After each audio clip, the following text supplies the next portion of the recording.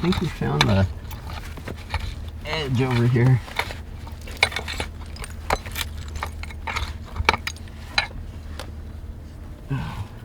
Whoa. Is that silver? Welcome to the channel. I'm Tom, this is Sierra Reckless on social media. I'll drop some links below. Today we're in Grand Forks, North Dakota. Just behind us was the site of the Grand Forks Bottling Works. It was started in the 1880s by Herman Kruger and stayed in business into the 1920s or 30s. We've got permission to excavate the grounds in search of artifacts, so we'll take a walk around and see what's going on. Here's the backyard. It's fairly open, but the original buildings did cover a good portion of it. The property line's fairly open as well. What I'm going to do is set out a grid and push a 4-foot probe rod through the ground and feel for anomalies. Here we go. On the north side of the property line, next to this box elder, pushed a 4-foot and a 7.5-foot rod through. Hit what I believe is coal ash, a definite loss of compaction and definite glass. You will notice these roots extending through the feature. I think this pit may actually go underneath this tree. I do have a sawzall with a pruning blade. What we're going to do is open this up wide, then cut our way across and hope for the best. Well, we got through the roots. It took us hours, and this pit is packed with sodas, and if you look at this line, how it dips down so deep, this could be a very deep pit. Already got a few bottles sticking out here. Look at that. It's got some writing on the label, but it's fairly illegible. I'm guessing that's a flavoring extract, likely a vanilla. This thing is at least 110 years old. Could date back to about 1900.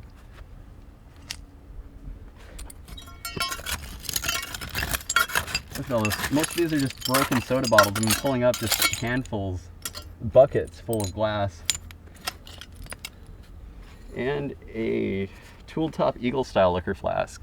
So these Eagle flasks were popular in the early 1900s from about 1905 to about 1920, right around Prohibition. This is a tool top though, so it shouldn't date past about 1916.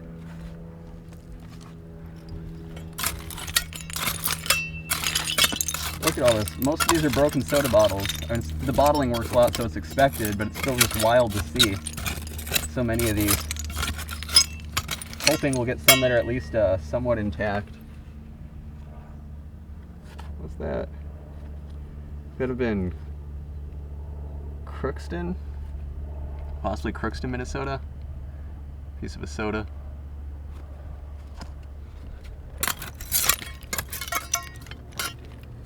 Yeah, just all these fragments. So this was made by the Illinois Glass Company. You can see IG Co. This is what's called a mug base because it resembles a drinking mug, like a St. Louis style beer mug. That was likely a Hutchinson style soda bottle. That style was used in North Dakota bottling from about the start around 1880 until they were banned in 1912. And a tooled top Eagle style liquor flask. These probably date to about 1905.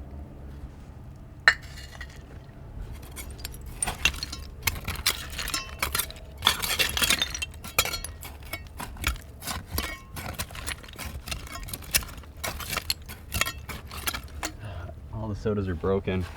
So this one's from H.O. Kruger's Bottling Works.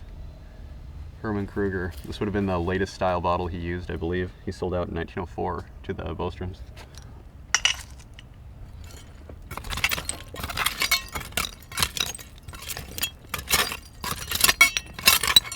Oh, what's this? I just saw this sticking out here. Oh wow. So it's a saucer of some sort of ironstone china. This kind of utility ware, this whiteware. That's J&G Meakin from Hanley, England. So this stuff was imported from England to the US by the ships full. I was told some ships didn't even need to use ballast stones as a counterweight. They would just fill it with ironstone china.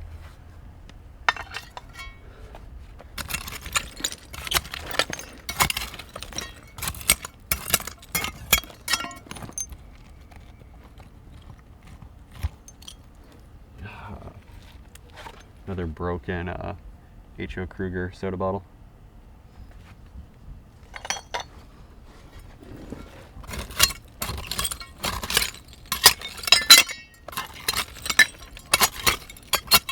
All this broken glass. And one from the Grand Forks Bottling Works. I believe the name was switched from H.O. Kruger to the Grand Forks Bottling Works when Kruger sold out to the Bostroms.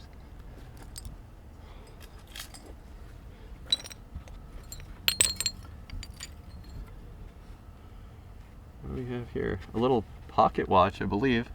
Look at that. A tiny pocket watch. Brass. Looks like green corrosion.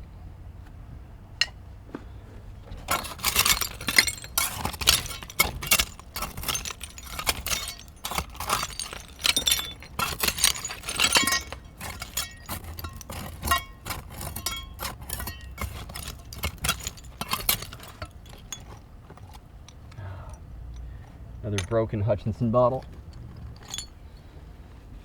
And another, yeah, there you can see, yeah, H.O. Kruger on the slug plate. We call this a slug plate because when the bottles were made, the bottlers would pay to have a plate stamped with their name, and it was stamped into the side of the bottle, it was put into the mold. That's 1890s example, likely, late 1890s.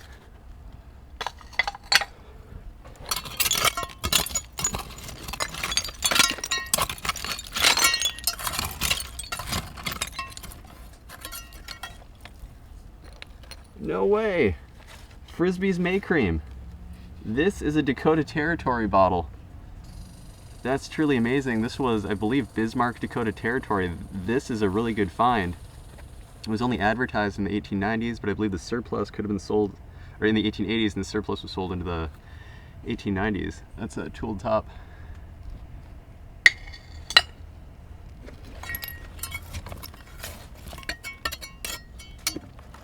And by Dakota Territory bottle, I mean a bottle that predates the state of North Dakota. North Dakota became a state in 1889. Before then, it was the Dakota Territory.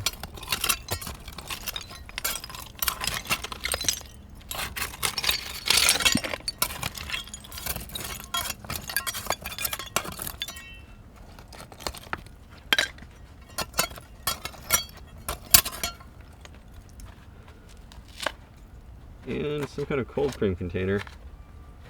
What do we have here? McLaren's cheese. Okay, so this was a cheese container. McLaren's processed cheese. I dug some of these in Yankton, South Dakota. It's a machine-made piece. Isn't a ground lip.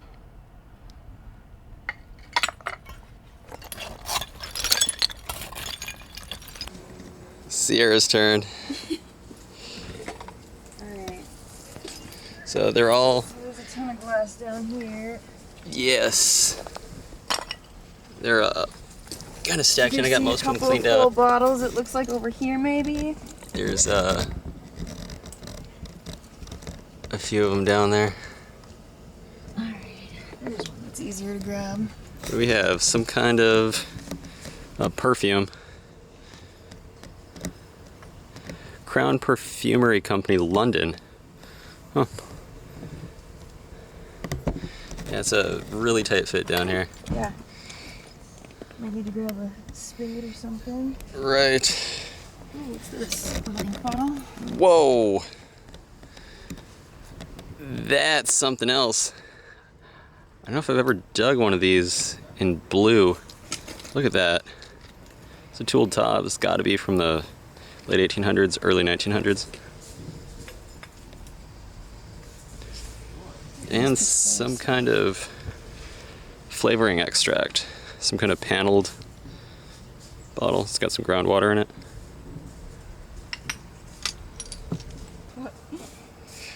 What do you have? Something just fell out of the top there. Look at that. That is a crock lid. Wow. That's gotta be from the 1880s or 90s. And a little tiny doll. Oh. Yeah, part of a, I guess I call it a dollhouse tea set. Huh. Oh, that's an interesting shape. mug base to a soda bottle, likely from the Grand Forks Bottling Works. Alright. I think there's a whiskey bottle down there. Look at that. That's an oldie. That's a quart-sized. Looks like a tooled top. Maybe a turn mold. Let's see. Looks like a turn mold. You can see the ridges along there, so as the name suggests, the mold turned, formed the bottle. This fell out, some kind of a machine-made cold cream container.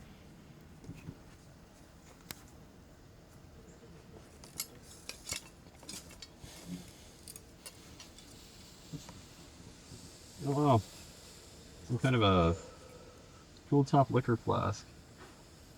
That's some writing. Bourbon, Kentucky, possibly. See that label. Definitely a liquor flask.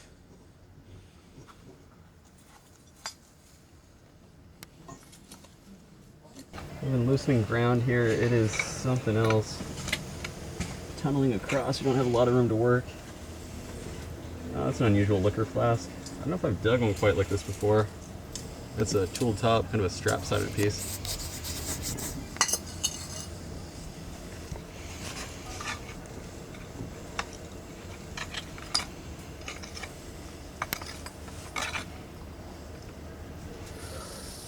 And a tool top John Gunn Brewing Company bottle from La Crosse, Wisconsin, established 1854. Tooled crown top.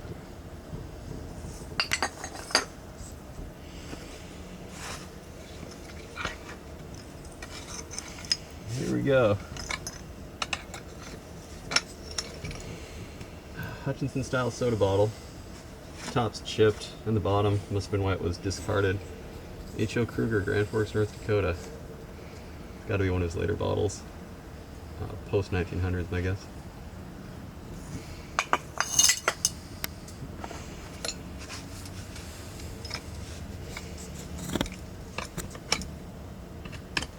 Looks like some broken sodas back in there. I wonder how far into this garage this thing goes.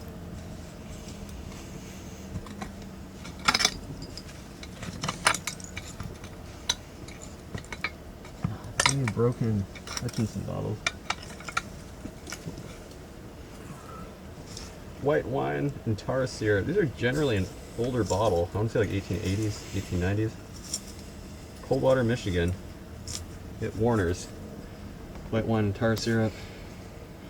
May have been Dr. C.D. Warner. Coldwater, Michigan. Not bad at all.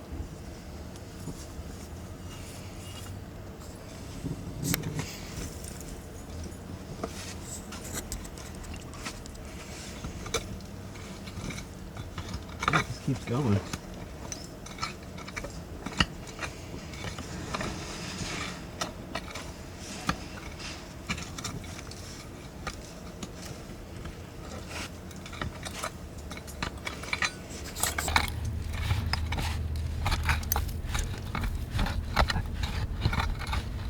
I think we found the edge over here.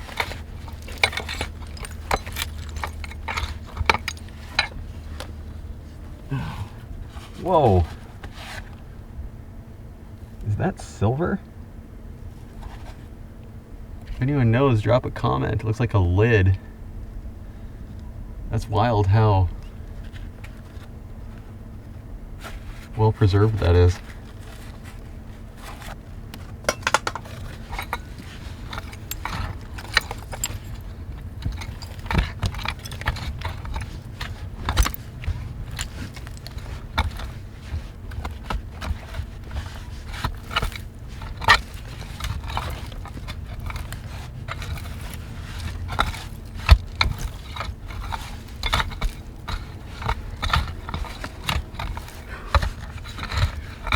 This pit's done. Here's the haul. The pit was roughly 5 feet long, 2 feet wide, 5 feet deep. Definitely a privy related to the bottling works. Got that chamber pot lid, crock lid of some sort. That dollhouse saucer, beer bottle, some flavoring extracts, Eclipse style olive oil. That blue ink is really something. The white wine of tar, patent medicine, a prescription bottle, some broken sodas, that cold cream, that cheese jar, liquor bottles, that unusual silver disc, and an ironstone china plate. There you have it. We'll get it filled back in.